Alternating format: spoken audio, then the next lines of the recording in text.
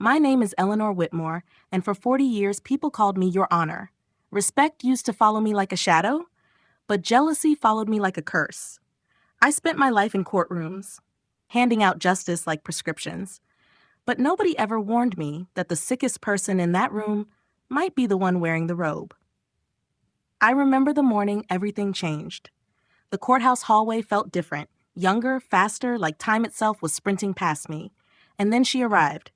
Ingrid Hale, new public defender, 30 years younger, a face like it belonged on magazine covers, a voice like she practiced confidence in front of mirrors, and a smile that made every man in the room straighten their tie.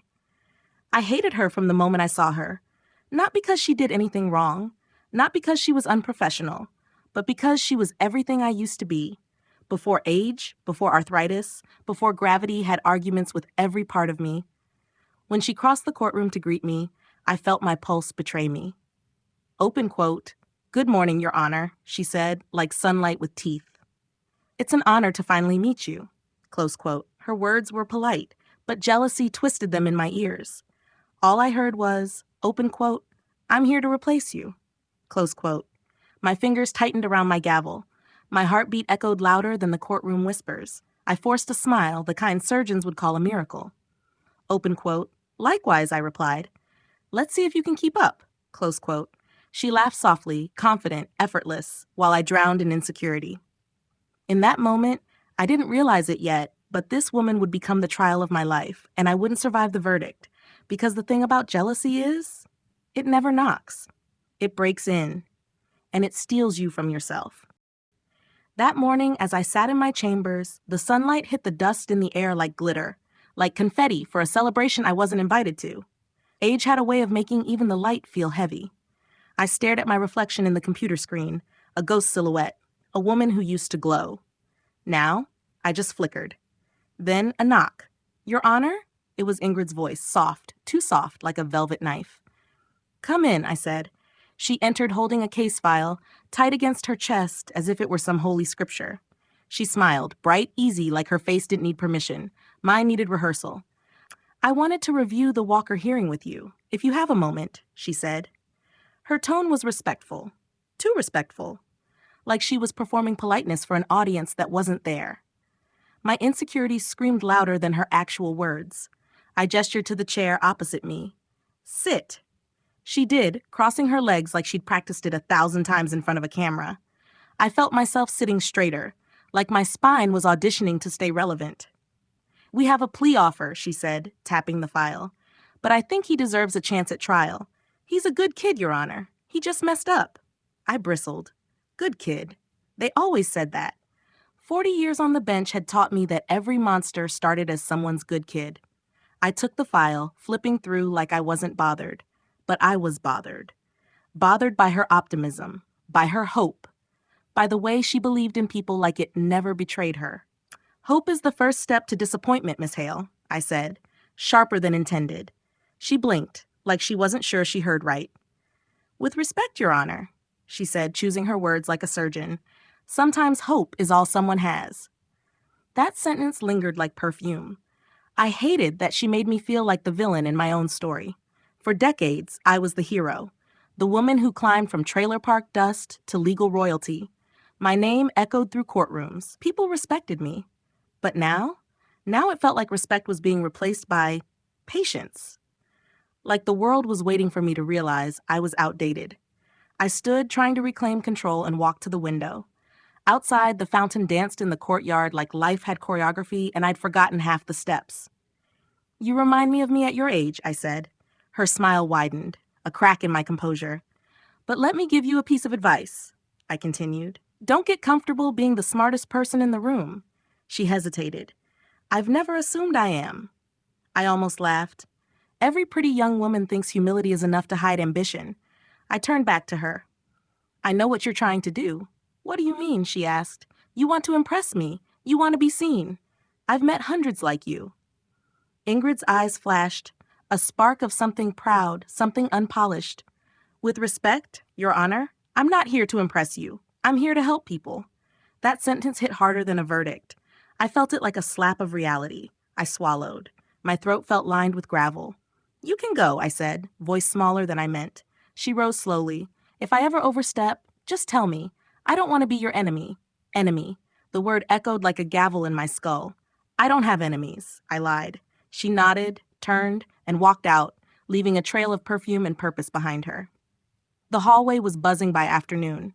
Whispered gossip, eyes flicking toward my courtroom like paparazzi lenses. I heard my name mixed with hers like a scandal recipe. Judge Whitmore? Past her prime? Ingrid Hale is the future here. Did you see the way they spoke to each other? The courthouse rumor mill was always hungry. Today, I was the blood in the water. I felt the walls close in. The portraits of retired judges, all men, stared down at me, their smirks carved into frame. Most of them had retired by my age. With honors, with celebration. No one celebrates a woman aging. They just watch to see when she cracks. I walked toward the elevators, needing air, needing space, needing a version of myself that wasn't drowning in jealousy. But as I reached the lobby, I saw them. Ingrid, laughing with my bailiff, a man who barely cracked a smile at me in 10 years, laughing like she belonged here more than I did. Something inside me snapped. I marched over. Miss Hale, chambers now. The room fell tense. Conversations froze mid-sentence. Ingrid's smile faded. She nodded, following me like a schoolgirl to the principal's office. The second the door shut behind us, I spoke. This isn't a sorority. This is a courthouse. You are here to work, not make friends. Her eyes widened. I wasn't. I don't care what you were or weren't doing, I interrupted. I will not have my staff disrespecting this position, or me. Do you understand? I expected tears, or fear, something to feed my ego. Instead, she stood straighter. For what it's worth, she said quietly, I respect you more than you know. You're a legend around here. Legend. Past tense. A museum exhibit. I don't need your respect, I whispered. She stared for a moment, then, maybe not. But you deserve it. That sentence broke something open inside me, like old plaster cracking. I turned away so she wouldn't see the gloss in my eyes. You're dismissed, I said. The door clicked behind her. Silence swallowed the room. And in that silence, I finally admitted the truth. I wasn't jealous of Ingrid because she was young or pretty or new. I was jealous because she still believed in herself, and I didn't. There's a kind of silence in a courthouse before a trial begins, a silence that feels like holding your breath underwater. That morning, the stillness felt heavier than usual, like something was waiting for me, or someone. I walked toward the bench with my robe tucked over my arm. My knees ached, an annoying reminder that joints have their own expiration dates. I hated that ache. I hated that my body betrayed me before my mind ever did. The courtroom was filling up.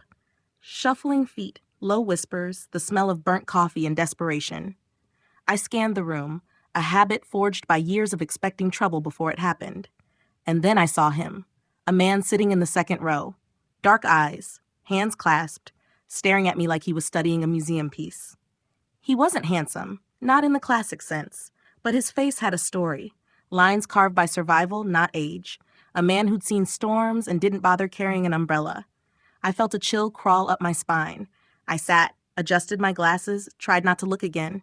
Case number 435, State versus Walker, I called. My voice sounded normal. Too normal for the earthquake I felt inside. Ingrid rose from the counsel's table like confidence was stitched into her bones. She looked fresh, energized, like she'd spent the night sleeping on dreams instead of regrets. I tried not to resent her for it. This case was hers, the one she believed in, one of her good kids. God, the hope in that woman made me feel ancient. Your Honor, she began. Before we proceed, the defense would like. The doors slammed open. That man, the one from the second row, he stood now, walking toward the bench. I tightened my jaw. Sir, you cannot approach. Bailiff. He's my witness, someone blurted. A voice I recognized. Walker, the defendant, young, terrified, eyes full of storm clouds. The witness kept walking, slow, determined, like the floor belonged to him. My bailiff stepped forward. Sir, if you don't stop. Let him speak, Walker pleaded. My heart kicked against my ribs. Ingrid looked at me like she was begging without words. The witness stopped at the railing. Finally, he spoke. Your Honor, my name is Jose Daniel. A whisper spread through the courtroom, a name like a match thrown into gasoline. Jose Daniel, yes, him, the man from the case I overturned last month. The case that made headlines. The case that made half the courthouse call me a hero, and the other half call me a fool. I remembered those eyes now. Eyes like someone who'd clawed his way back to daylight through the dirt. My pulse marched in my ears. "What are you doing here?" I asked. His voice was steady, unbroken, looking for justice, again. I hated how those words felt personal. "I'm here because this boy didn't do what they're accusing him of," he said, nodding to Walker. "And I can prove it." Ingrid's jaw dropped.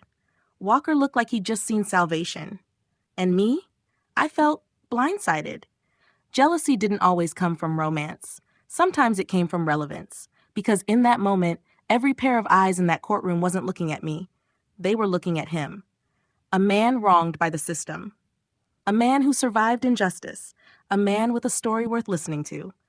I used to be that story. Now I was the one turning pages, not writing them. "Mr. Daniel," I forced out, "this is highly irregular. You are not listed as a witness, and you cannot just—" "I know how it works," he said. He stepped closer. Not threatening, just honest. I wasn't used to honesty in here. "Ingrid didn't tell me to come," he added, looking at her. "She doesn't even know me." My chest tightened. So he noticed her too. Of course he did. They always notice the young ones first. The bright ones. The hopeful ones. I hated that thought. Hated how it made me feel like a jealous teenager instead of a judge in her 60s. "Then why are you here?" I asked. "Because when someone believes in you, even a little, it changes everything." He turned his gaze to Walker. "And I owe that kind of faith to someone else now." I swallowed hard. He was talking about me, and suddenly the room felt too small to contain that truth. I wanted to stand, to say something that sounded powerful, wise, in control. But all I felt was exposed. Ingrid cleared her throat. "Your Honor, maybe we'll recess," I interrupted. My voice trembled like glassware on a shaking shelf. The room erupted with noise. Chairs scraped, reporters scribbled. Walker looked like he was about to cry. I tried to stand, but my body didn't cooperate fast enough. Then, warm fingers wrapped around my arm. Jose Daniel, helping me up, as if he had any right. Our eyes met, and for a second, a small, terrifying second, I saw myself reflected in those eyes. Not as a judge, not as a legend, not as a woman past her prime, but as someone who mattered. Still, I pulled away. "I don't need help," I said. "Too sharp, too fragile." He nodded once. "You're human. That's not a weakness." I stepped back, robe swaying. "Don't confuse being human with being incapable," like I said. He smiled, not mocking, almost proud. "I never have," he replied. In my chambers, I slammed the door and leaned against it. My heart was racing like a horse out of the gate. Memories, emotions, questions, all stampeding. Why now? Why him? Why did I care so damn much? I knew that knock. Soft, careful, Ingrid. "Your Honor, are you all right?" I stared at the door. No, I wasn't all right, because somewhere between yesterday and today, the world shifted. And I didn't know if it was leaving me behind or finally waking me up. There are moments in life where the walls you built to feel safe start to feel like a prison. My chambers always felt like armor, 4 walls lined with books and certificates that told the world I mattered. But today, they felt like a cage. I sat behind my desk, staring at the scattered documents, Walker's file, Jose Daniel's old case, the new motion papers, and all I could think about was him. And her, Ingrid, young, hopeful, brilliant, the type of woman who didn't know yet how heavy a broken heart could get, or how sharp jealousy could feel for those who remember what being admired felt like. I rubbed the bridge of my nose. What was wrong with me? Jealousy wasn't something I let in my courtroom. It wasn't something I let in my life. Yet, here it was, sitting in my ribcage like a stray cat daring me to chase it away. A knock. "Come in," I said, a little too fast. Ingrid stepped inside with a stack of folders. She closed the door, her expression careful, like someone trying not to spook a wild animal. "Your Honor," she said softly, "I think we need to talk about Jose Daniel." Her voice was something I used to have, clarity without fear. I gestured for her to sit. She didn't. "Do you trust him?" she asked. A strange question from a woman who barely knew me. "I trust evidence," I answered. "And if the evidence leads back to him?" she countered. Her eyes glimmered with something. Not arrogance, not disrespect, something human. Fear. He was innocent once, I reminded her. He might be again. She hesitated. Then, gently, "You care about him." The words hit me like a slap. My cheeks burned. My stomach twisted. I masked it immediately. "Years of practice. I care about justice," I snapped. She nodded. Pretending to believe me, we both knew she didn't. Before I could gather my thoughts, the door opened again. My bailiff. Your Honor, Mr. Daniel is requesting a private audience. My breath caught. Ingrid looked at me, surprised, or was that suspicion? Send him in, I said, my voice betraying nothing. She left. He entered. He stood in the doorway like someone unsure if they were welcome. It softened him, made him human, made him dangerous. For me. Your Honor, he began. His voice. God, that voice. Rough like gravel, but warm like the morning sun that still finds your window even after a storm. What do you want? I asked. Too defensive, too abrupt. He closed the door gently. I need your help. I hated how those words melted something inside me. You think because I overturned your case once, I'll save you again? I said. He shook his head. No, I think you'll listen. That's all. It was unfair. How just existing in this room with me made logic feel like a suggestion instead of a rule. What is your connection to Walker? I asked. I met him inside, he said. Prison doesn't separate the innocent from the guilty. It just mixes them until no one remembers which is which. So he looked up to you? No, a humorless smile. He saved me. He reminded me I wasn't done fighting. My heart stuttered. It wasn't jealousy toward a young man. It was jealousy toward purpose, toward relevance, toward being someone's reason to fight. I saw Ingrid too, he continued, the way she looks at him like he matters. Something inside me recoiled. Be careful, I warned, sharper than intended. With what? He asked, with assumptions. I stood, needing distance, needing armor. People like us don't get to have assumptions. We get facts, we get truth, nothing else. He stepped closer, not enough to break rules, but enough for the air to tighten. And what's the truth? He asked. That I run this courtroom, I said, that I don't get distracted. He held my gaze. I think you're more human than you pretend to be. Jealousy is a cruel thing. It doesn't always look like rage. Sometimes it looks like restraint, like wanting something you can't even name. And I think you're searching for something too, he added. Dismissed, I said. He smiled sadly, as if he expected it. He walked to the door. Before leaving, he looked back. I'm not trying to take anything from you, he said softly, even if that's exactly what it felt like. When he was gone, I sank into my chair. I hated him. I hated Ingrid. I hated Walker. No, that wasn't true. I hated myself for caring, for feeling like I was watching life from behind glass while they lived it like a storm. I stared at the framed certificates on my wall. Judge, scholar, pioneer. Titles didn't keep you warm at night. They didn't look you in the eyes. They didn't say your name like it meant something. I pressed my palms to my eyes. Get it together, I whispered. Then the door burst open. My apologies, Your Honor, my bailiff said. You need to see this. He handed me a report, an audit, new evidence, a transaction log, time-stamped, the same digital signature, the same department, the same pattern, another false transfer. Not Walker, not Jose Daniel, Ingrid's login. My breath froze. No, this couldn't be right. I stood. Adrenaline overriding age, pain, exhaustion. Was it a setup, a frame job, a betrayal? I didn't know. But I knew one thing with perfect clarity. Someone wanted to tear my world apart, and I wasn't sure if the person holding the match was outside my courtroom or sitting right beside me. A cold wind rattled my trailer windows like it was trying to warn me. I just finished folding laundry when I saw the headlights outside, bright, too bright, bouncing across the gravel. My heart dipped. I already knew who it was before I even peeked through the blinds. Linda. Her pickup door slammed like a gunshot. I swear the whole air outside shifted when she stepped out. She always walked like she owned the ground and the sky above it. Hair sprayed stiff, gold bracelets like tiny chandeliers on her wrist, lips painted the kind of red that says, I'm coming for what's mine. And it hit me again, the jealousy. Not bitter like before, worse, the kind that feels like acid sitting under your ribs. I opened the door slow. Evening, Linda. Her smile was sharp, like a blade wrapped in velvet. Evening, Rose. We need to talk. I didn't want to invite her in. I wanted to slam that door in her face. But how would that look? I'd been fighting to keep my dignity, and you don't win that battle by acting like a banshee. So I stepped aside. Come in. She strutted inside like she was touring a museum she didn't like. Eyes slid over my crocheted blankets, the candles I made myself, the photos. She took it all in, looking for weak spots, places to stab. I saw the sheriff outside your place yesterday, she said. It wasn't a question. Yep, he needed to talk to me. She leaned in. About Bill, right? I swallowed. My throat was dry gravel. About a lot of things. Linda's eyes glittered. He always had a lot of things going on. There it was. The jab. I played it off. We all do. She laughed a little too loud. Not like Bill did. You were always the soft one. That's why he strayed. The words hit me like a slap. This time, I didn't swallow it.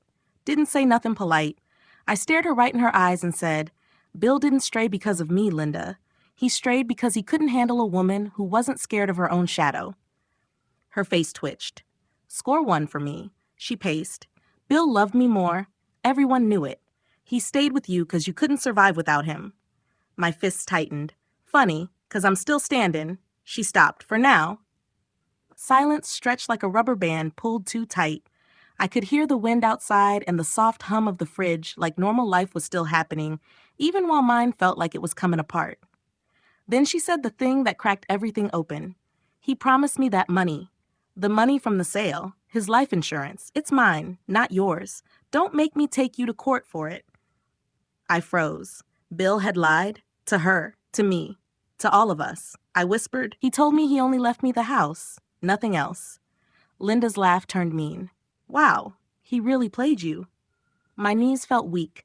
I sat down at the kitchen table before my legs quit. Everything I believed in was tilting sideways. I remembered the sheriff's words the day before. Open quote, not everything about Bill's passing is clear, Rose. Don't go making any decisions till I talk to you again. Close quote. Back then, I thought it was standard procedure. Now I felt the ground opening under me. Linda leaned over the table, voice low, snake-like. You think you're some victim, but you always knew what he was. You let it happen. You let him run around, you let him gamble, you let him lie. You're not innocent, Rose. You're pathetic. I stood up, slow, deliberate, like my bones were being powered by the anger I'd held back for years. Get out, I said. She smirked. Make me. So I did. I walked to the door, opened it wide. Cold air rushed in like freedom. Get out. She stared at me, shocked, like she'd expected me to crumble. But I wasn't the woman she thought she owned. She stepped outside, but right before she got in her truck, she turned back around. You're playing the victim now, but wait till the truth comes out. People in this town talk, Rose. You won't survive it. Then she peeled out the driveway, gravel flying, taillights disappearing like angry comets. The quiet that followed was deafening. I shut the door, took a deep breath, and finally, I cried. The kind of cry that empties you. The kind that washes old wounds clean, the kind that don't feel weak. It felt like breaking, but it also felt like being reborn. Somewhere in the blur of tears, I made a promise to myself. This time I wasn't going to run. I wasn't going to hide. If the truth was coming, I was meeting it head on. I walked to Bill's old desk in the spare room. The one I never touched because it smelled like him, Old Spice and oil and broken promises. I pulled open drawers, rummaging through the past he left behind. Papers, receipts, letters. That's when I found it. A key. And not just a house key. A safe deposit key. Wrapped in a note in Bill's handwriting. Open quote, if anything happens, give this to the sheriff. You'll understand when you see it. I'm sorry, Rosie. Close quote. My heart dropped, my breath caught, and I knew. My whole life was about to change again. But this time I was ready. For the truth, for the fight, for myself. By morning, the sky looked bruised. Purple clouds sitting heavy like they were holding secrets too. I barely slept.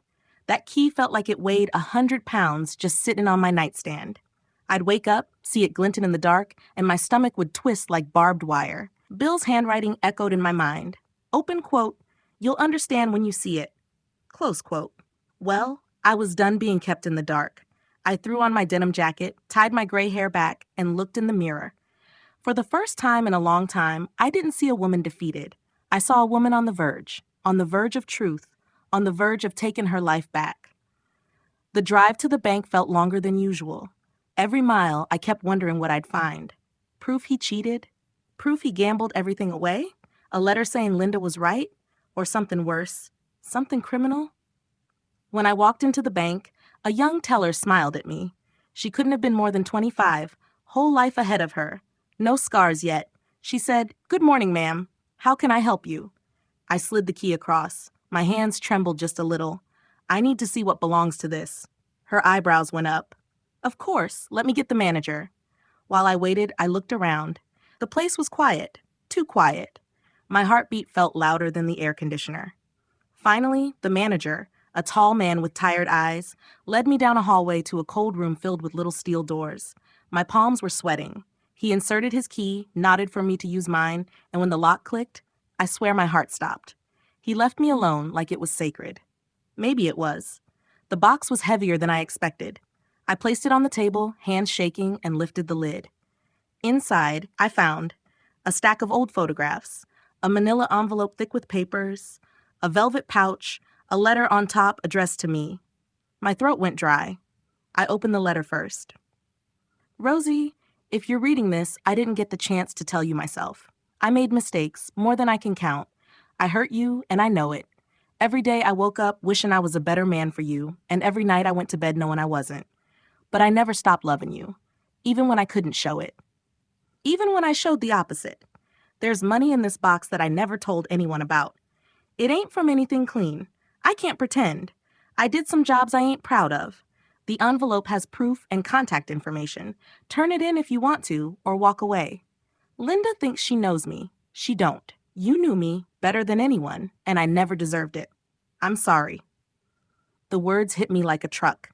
My hands shook so bad I had to grip the table to stay upright. Money. Dirty money. Proof of crimes. Proof that Bill wasn't the man I thought I loved. And yet, part of me loved him still. That made me angry, furious, betrayed all over again. I wiped my eyes, breathing hard through the confusion, and lifted the envelope. Inside was cash, $50,000 in neatly stacked bills. I gasped, almost choked. $50,000. That's the kind of money that changes everything. Pays off mortgages, buys peace of mind, or destroys it. There were also documents, names, dates, places, things I didn't understand but knew immediately were dangerous. There was even a phone number written in tiny, shaky handwriting with the words, "If you're in trouble, call him." And then the photographs. The first one was a picture of Bill. Younger, meaner looking, standing with men I didn't recognize, men with hard eyes, street eyes, the kind that know violence. Another photo, Bill with Linda, at a motel. My stomach lurched, but then, one more photo, Bill and a little girl, maybe 8 years old, curly hair, same blue eyes as Bill. On the back, Maggie. Don't hate her, she didn't ask for this. My whole world imploded. A child. He had a child. A daughter. Not with Linda. Someone else. Someone I didn't even know. Another woman entirely. Another betrayal. My breath shattered in my chest. I sank into the chair and sobbed like my bones were breaking. When I finally pulled myself together, I felt hollow. Like grief had scooped me out. I packed the documents back into the box, left the cash out, and slid the key into my purse. I didn't know what I was going to do. Turn Bill in, even in death? Keep the money? Find the girl? But I knew one thing. I needed answers. When I stepped out of the bank, the cold stung my cheeks. And that's when I saw her, Linda, leaning against her truck like she owned the sidewalk. Her eyes narrowed when she saw the box. "What'd you find?" she asked, voice sharp as glass. I hugged it to my chest. "Nothing for you," she scoffed. "You think you're some hero now? Bill loved me. He would have wanted me to have whatever's in there." I stepped closer, voice low, steady. "Bill lied to both of us. He wasn't who you think he was." She smirked. "He wasn't who you thought he was either." And then she leaned in, breath warm and venomous by my ear. "You're pathetic. Even dead, he chose me." I snapped. "No," I said, louder than I meant to. "He chose no one. He destroyed us both. But I'm done letting that man control my life." For a moment, she looked stunned, like she'd never seen me stand that tall. Then she said the line that set the next fire. "If you think I'm letting you keep his money, you're crazier than he was." She stormed off, gravel spitting under her boots. But I saw it, the fear in her eyes. She knew I had leverage now. She knew everything was changing. So did I. I drove home, box beside me on the passenger seat, the future settling heavy on my shoulders. When I got inside, the phone was ringing. I picked it up. "Hello?" Silence. Then a low voice I didn't recognize. "You got Bill's key. We need to talk." My blood ran cold. "How do you know?" Deadline. I stood there, heart pounding, realizing this was just the start. Bill's past wasn't finished with me, and for the first time I wasn't just scared. I was angry and ready. When the past knocks. The phone still felt hot in my hand, like the voice on the other end burned through it. I placed it down slow, like maybe if I moved gentle enough, none of it would be real. But it was. Too real. I locked the front door, then the back, pulled the curtains shut. All those years I'd thought I was paranoid during Bill's bad months. Now I realized I was never paranoid enough. I made coffee just to have something to hold. My hands needed an anchor. They were shaking like leaves in a storm. Before the coffee even cooled, a truck engine growled outside. My heartbeat stuttered. I peered through the curtain. Linda's truck, sitting in my driveway like a threat with headlights. The sun glinted off her windshield, making it impossible to read her eyes. Of course she'd show up. Of course she couldn't let this go. I stepped outside before she could start honking like a madwoman. The cold air slapped me awake. "What now, Linda?" I called. She opened her door and hopped out, stomping toward me like a woman with something to prove. Her perfume hit me first. Sweet, too sweet, like it was covering rot. "You got something that don't belong to you," she spat. I folded my arms. "Bill gave me that box, in his way. Whatever's in there. You think I didn't know?" She cut me off, voice cracking. "You think I didn't know about the money? About the envelope? About his dirty little secrets?" I blinked, hard. "You knew?" I whispered. Her jaw clenched. "He was saving that money to leave you. We were supposed to start over." My mouth turned to sand. I swallowed and tasted bitterness. She stepped closer, eyes glassy with tears she refused to let fall. "I waited for him to walk away from you. He promised me he would. He said you were just comfortable for him, familiar, not passion, not love." Every word stabbed deep, but I wouldn't give her the satisfaction of seeing me break. I stood straighter. "He told me I was all he had." She laughed, sharp, ugly. "He told everyone that, Rosie. That's what men like him do."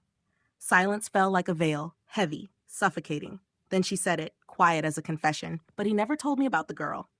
Both our heads snapped up like someone else had said it. I hadn't meant to say it out loud. "What girl?" Linda demanded. I could have lied. I should have lied. But I was tired of carrying Bill's sins in my bones like tumors. "He had a daughter," I said, voice breaking. "With someone else. Her name's Maggie." Linda staggered, feet rooted, face pale. For the first time, she looked small, human, broken. She whispered, He told me he'd never cheated." My voice was raw. He told me the same thing. We stood on my lawn like two statues carved from betrayal. Then her grief twisted fast into rage. The same rage that always lived under her skin. "You're lying." She stepped forward, accusing finger jabbing the air. "This is just you being jealous. You always hated that he loved me." Something in me snapped. "I hated that you let him ruin you," I said, my voice louder than I intended. "And I hated that I let him ruin me, too." For the first time, she didn't have a comeback. Her eyes filled, finally, with tears. She turned and stormed off, not back to her truck, but toward my porch. She tried the door, locked. "Open it," she screamed. "No," I shouted back. Then realization hit me like lightning. She wasn't here to argue. She was here to take. She wanted that box, that money. "Bill's ghosts," I bolted for the porch, shouting for her to stop. She grabbed a flower pot and smashed it against the window. I screamed her name, voice ragged, but she wasn't listening. She was gone, consumed by jealousy. Shards of glass rained down. Her hand reached in, and then a horn blared. We both whipped around. A black car pulled up at the curb. Not a nice one. Beat up, windows tinted, the kind of car people don't ask questions about. A man stepped out, tall, weathered, a face carved in stone, the kind of man you knew just by looking had been places where mercy didn't exist. "Rosalind?" he asked, voice like gravel. I froze. Nobody called me Rosalind anymore. Linda moved first. "Who the hell are you?" she spat. He ignored her, eyes locked on mine. "I'm here about Bill's things," he said. "You got something that belongs to us." Us. My knees weakened. Who are you?" I whispered. He took a slow step closer. "I'm the man Bill worked for, and I need what he left behind." Linda backed away, hands shaking. "What did Bill drag us into?" He didn't answer her. He kept his eyes on me, waiting. Finally, I found my voice. Shaky, but present. "You can tell me what's really going on," I said, chin trembling but lifted, "because I'm done being lied to." He studied me for a long moment, then nodded. "Okay," he said. "But not here. Too many ears." He glanced around the neighborhood like monsters lived in every shadow. Then he added, "And bring the box. You're gonna need it." Linda gasped. "She's not going anywhere with you." He finally looked at her. A single, dismissive glance. "This ain't your story," he said, voice cold. "Never was." Linda's face twisted, like those words broke her more than anything Bill ever did. And in that moment, I saw it. The jealousy that had poisoned her for years. Not because Bill loved her more, but because he never chose anyone. He chose the chaos instead. And now we were living in it. I clutched the box and took a step toward the car, terrified but resolute. "Rosie, don't," Linda cried. For the first time in my life, I didn't look back at her for permission, or validation, or competition. I opened the car door, because this was never about Bill anymore. This was about my life, my freedom, my truth, and I was done running from it. The car smelled like cigarettes, gasoline, and fear. I sat stiff in the passenger seat, the box on my lap like a bomb about to detonate. The man, he said his name was Carter, drove like he owned the road. One hand on the wheel, one elbow hanging out the window, eyes flicking to the rearview mirror every few seconds. "Tell me where we're going," I muttered. "Neutral ground," he said. "Somewhere nobody'll follow." "Nobody?" A chill crept down my spine. Behind us, in the shrinking distance, Linda stood on the curb, frozen, watching. The look in her eyes was a storm I knew wouldn't pass easy. We pulled into a crappy old diner off Highway 19, flickering neon sign, parking lot full of beat-up trucks. The kind of place secrets get traded for coffee refills and nobody asks the waitress for receipts. Carter slid into a booth. I sat across from him, palms sweating. He tapped the box. "Open it." I hesitated. "Not until you tell me what's in it." He leaned forward, voice low. "Not what's in it, who it's for." My breath caught. "Bill's daughter?" His jaw tightened. "She ain't just his daughter. She's the reason he's dead." The world tilted. "No," I whispered. "He died from a heart attack." The doctor told you what he was told to tell you." Carter's eyes bored into mine. "Bill was looking for Maggie, and someone decided that was bad for business." I clutched the edge of the table to stay grounded. What business? Smuggling, money laundering, dirty accounts hidden in plain sight. Bill got greedy, thought he could skim some off the top, thought finding the kid would fix his conscience. Silence, thick and suffocating. "So Maggie," I choked out, "she's that part of all that." "She don't know a damn thing," Carter said. "She's innocent, just like you." The words didn't comfort me. They terrified me. I opened the box. Inside, envelopes, bank statements, photos, and a small velvet bag. I untied it, fingertips trembling. A locket slid out, gold, worn smooth from years of hands holding it. Inside, 2 pictures, Bill. A teenage girl with the same eyes as him. My throat closed up, my lungs struggled. Carter watched me fall apart like he'd seen it 1,000 times before. "She's 15 now," he said. "Goes by Maggie Castillo. Foster system. Keeps running away." Castillo, the name hit me like a slap. "Linda," I whispered. "Oh my God, Linda's last name is Castillo." Carter nodded once. "She knew, maybe not everything, but enough. And she wanted Bill to choose her over you, over the kid, over the truth. Jealousy don't need facts, just fuel." It felt like my ribs were breaking from the inside. Linda had known. Linda had lied. Linda had screamed at me for being jealous all those years when she was drowning in it herself. The waitress came by. Coffee, water, pie. I couldn't taste any of it. Carter finally spoke again. "You can walk away now," he said. "Pretend the locket never existed. Give me the box, and you get to live your life." I stared at him. "Or," I breathed, "or you help me find the girl, and you see this through." I looked down at the locket, at Bill's face, at Maggie's. The tears came, quiet but unstoppable. "I don't owe him anything," I said, voice cracking. "No," Carter agreed, "but maybe you owe her something." The diner door swung open. Linda, hair a mess, breath heaving, eyes wild. She marched to our booth, ignoring the stares. "Get up," she snarled at me. "Rosie, get up right now." Carter's hand slid under the table. Maybe to a gun, maybe a bluff. Either way, woof, it froze my blood. Linda slammed her palms down. "You think you're some kind of hero? You think Bill picked you? He pitied you, Rosie. You were the safe choice. The backup plan." My voice barely held. "He told me he loved me." "He told me that too," she screamed. Tears streaked her makeup. Her jealousy was a living thing, hungry, furious, desperate. "He chose both of us, neither of us, you idiot. And now you're gonna ruin everything trying to be Mother Teresa to a girl who ain't even yours." My heart snapped. Not broke. Snapped. "If she's not mine," I whispered, "then why did Bill trust me with her life?" Linda staggered like the words hit her physically. "You don't deserve that kid," she hissed. "You don't get to play family with the ghost of a man who used us both." I stood up, finally taller than my fear. "I'm not doing this for Bill," I said. I'm doing it because it's right, something neither of us did while he was alive. Linda's face crumpled. Rage and heartbreak tangled together. If you go after that girl, she warned, voice shaking, you won't survive, and neither will she. Carter rose, towering. Conversation's over. Linda spat at my feet, then turned, then stopped. Without looking back, she said, if I can't have the life I lost, then I'll make damn sure you don't have it either. The diner door slammed behind her like a gunshot. Carter exhaled. That woman is going to be a problem. She always was, I whispered. He reached out a hand, not gentle, but steady. Well, you in? I looked at the box, the locket, the doorway where Linda disappeared. Then I nodded.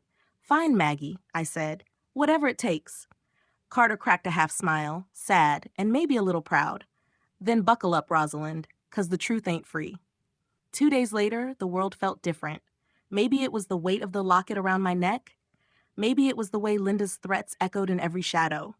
Or maybe it was finally having purpose again. Like Bill reached down from the grave and shoved me forward. Whatever it was, I couldn't turn back. Carter had a plan. It started with a foster home on the edge of town, run-down place with peeling paint and rusted swings out front. Kids' bikes scattered like they'd been abandoned mid-ride. Last place she stayed before she ran, Carter muttered as we walked up the porch. Keep your guard up. I nodded, heart thundering. A woman answered the door, stringy hair, tired eyes, cigarette hanging from her lips. What? She barked. Maggie Castillo, Carter said, flashing a badge so quick I didn't have time to see which department it actually belonged to. We're checking on her case status. The woman froze, cigarette tip glowing. She's gone, she said. Been gone weeks. I stepped forward. Please, if you know where she went. Lady, she snapped. Kids like her don't go anywhere. They disappear. Her eyes flicked to me, and something softened, just a fraction. She's in danger, I whispered. Her jaw worked. Conflict tugged her expression in 2 directions, fear and pity. Finally, she sighed. She was hanging around the bus station downtown. Some girl she knew was taking her in. That's all I know. Before I could thank her, the door slammed shut. The bus station reeked of diesel and stale pretzels. People moved like ghosts, hurried, hollow-eyed, ignoring each other. Carter scanned the crowd. If she's here, she'll be watching exits. Scared kids always do. I walked the aisles, peered past benches, looked at every girl with a backpack, and then I saw her, small, shoulders hunched, hoodie too big for her frame, sitting on the floor near a vending machine, knees pulled to her chest. Her hair was long, wavy, and her eyes, God, those eyes, Bill's eyes. My breath caught like a hook in my chest. That's her, I whispered. Carter followed my gaze. Slow, he warned. I approached. Each step felt like stepping off a cliff. Hi, I said gently. Maggie? She looked up. Fear flashed, quick and sharp. She sprung to her feet, ready to run. No, wait. I reached out, palms open. I'm not here to hurt you. Carter stood back, arms folded, letting me take the lead. I know your father. I tried. Bill. Her expression twisted from fear to suspicion. I don't have a father. I know, I whispered. I know he wasn't there, but he wanted to be. He tried. She scoffed. Yeah? Where is he now? My throat tightened. He's gone. Silence. Heavy. Sinking. Something in her eyes flickered. Sadness? Anger? Abandonment so old it calcified? You're lying, she snapped. I pulled the locket from my shirt. Let it hang in the air between us. Her eyes went wide. He carried this, I said, every day until the end. Maggie's hand trembled as she reached for it. Her fingers brushed mine, cold and shaking. Then she snatched her hand back like she'd touched fire. If he cared, she said, voice breaking, he wouldn't have left me. I felt my heart crack. I can't fix what he did, I said, but I can fix what comes next, if you let me. She looked between me and Carter, weighing her options like a cornered animal. Finally, her voice fractured. Why now? Why do you care? I answered honest. No decorating the truth. Because I loved him. And that love didn't die with him. It changed. It found you. Her chin quivered. She blinked fast. Just when Carter stiffened. Rosie, he murmured you. Behind you. I turned. Linda. Standing near the ticket counter, talking to a uniformed officer. Her eyes locked on us like a sniper sighting a target. Her smile, sweet, poisonous, triumphant, made bile rise in my throat. Well, Carter muttered, the circus arrived. Run, he whispered to Maggie. She looked at him. At me. At the cop. No, she said suddenly, voice trembling but resolute. I'm done running. The bravery of that kid. God. It nearly knocked me to my knees. Linda strutted toward us like she owned the station, like she owned the whole damn world. "Rosalind," she purred. "What a coincidence." "Bullshit," I snapped. The officer beside her stepped forward. "Ma'am, is this the minor your husband was looking for before his death?" The question sliced through the air. "Husband?" Maggie gasped. Linda beamed. "Bill and I were married. He promised me a future. We had plans. Until she jabbed a finger at me, stole him from me. My stomach knotted as Bill asked me to marry him, I said. That was a week before. Before he died? Linda spat. Yeah, convenient. Maggie's eyes bounced between us, confusion drowning her. "You're lying," she whispered to Linda. Linda's expression shifted, too fast, like a mask slipping. "Kid," she said, voice sugar sweet, "they're using you. He's dead. Let it die with him." Maggie stepped back toward me. That tiny gesture, her choosing my side, ignited Linda like gasoline. "Of course," Linda sneered. "You'll pick her. Everyone does. The weak, desperate widow act. Pathetic." That jealousy I always thought she hid, it burst out of her like poison gas. "You think Bill loved you?" she growled. "He pitied you. You were his charity case. You were—" I slapped her. The crack echoed. Linda stumbled. Shock froze her features. The entire station went silent. My hand shook, but my voice didn't. "You don't get to rewrite the dead to make yourself feel alive," I said. "You don't get to hurt her to make me bleed." Carter stepped forward. "Officer, Maggie has legal rights to speak to child services before being removed. You move her without paperwork. That's kidnapping. You ready for that charge?" The cop faltered, looked at Linda, looked at us, backed off a step. Linda's fury smoldered. "This isn't over, Rosie," she whispered. "You're playing a game you don't understand." I smiled, small, sad. "You're right," I said. "I'm not playing a game. I'm protecting Tech family." Maggie slipped her hand into mine. Linda's face collapsed. Rage turned to grief. Jealousy turned to desperation. She turned and walked away. Didn't look back this time. But I knew this war was just getting started. Carter nodded toward the exit. "We need to go. Now."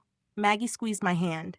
And for the first time in years, I felt like maybe I wasn't walking alone. The next morning, the sun felt different. Lighter, softer, like the world had finally decided to stop fighting me. I walked into the cafe, Mrs. Green, 60 years old, slightly wrinkled hands, but a fire still alive in my chest, feeling like I finally had control of my own story again.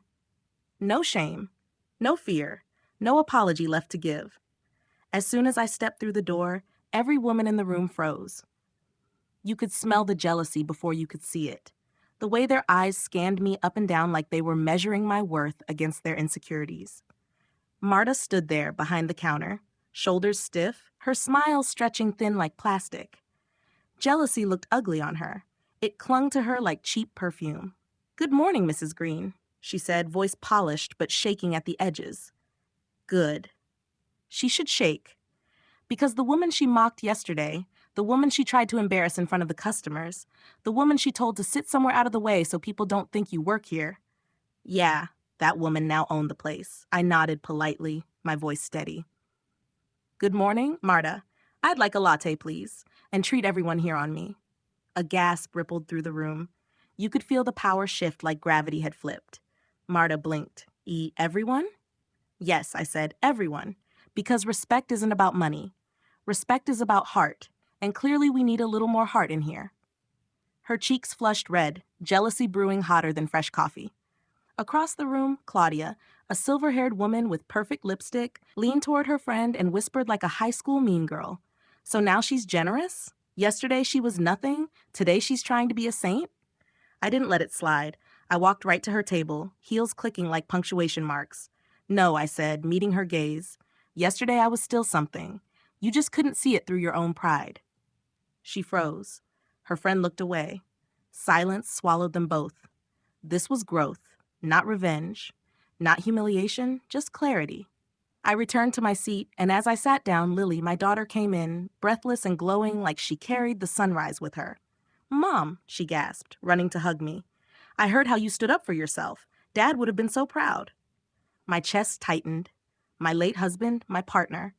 The man who built this cafe from nothing and left it to me in his will, trusting I'd know what to do. "I'm proud, too," she whispered, voice cracking. I held her hands. "I didn't do this to win. I did it to be seen. There's a difference." Behind her, Marta approached, swallowing her fear. "Mrs. Green," she said quietly, "I owe you an apology. I let jealousy make me cruel. I thought if I made you look small, I'd look bigger." Her voice trembled like regret was shaking her bones. I looked at her for a long moment. Then I said the words no one expected. "I forgive you." A gasp. A woman dropped her spoon. Someone whispered she forgave her? Just like that. Marta's eyes flooded with tears. "Why? After everything?" "Because," I said, "your punishment is knowing you were wrong, and your freedom is choosing to be better." She sobbed. Not pretty sobs. Real ones. Jealousy had melted into something human, something that could heal if nurtured. I stood, and my voice carried like a sermon across the cafe. "Listen to me," I said. "Every woman in this room. We are not each other's competition. We are not meant to tear each other down. Life already does that enough." Eyes lifted, hands stilled. Even the espresso machine seemed to hold its breath. "We are mirrors," I continued. "We reflect how much we've learned, how much we've lost, and who we're trying to become. Respect each other, lift each other, because true wealth is how we treat people, especially when no one's watching." Silence. Then, a clap. Another. And another, until the cafe filled with applause like rain after a drought. Lily hugged me again, crying and laughing at the same time. Marta wiped her eyes and whispered, "Can I try to be better?" "Really try." I squeezed her hand. "Yes, starting now." And that's how it ended. Not with revenge, not with victory, but with dignity. With a woman who refused to shrink herself to make others comfortable. With a mother reclaiming her worth. With female jealousy transformed, not erased, but understood. Because the truth is, respect reveals true wealth. And in a world obsessed with appearances, status, and who looks younger or richer or happier, sometimes the richest person in the room is the one who knows her own value. End of story. Perfect for female voiceover. Emotional ending for women 50 to 70 plus audience.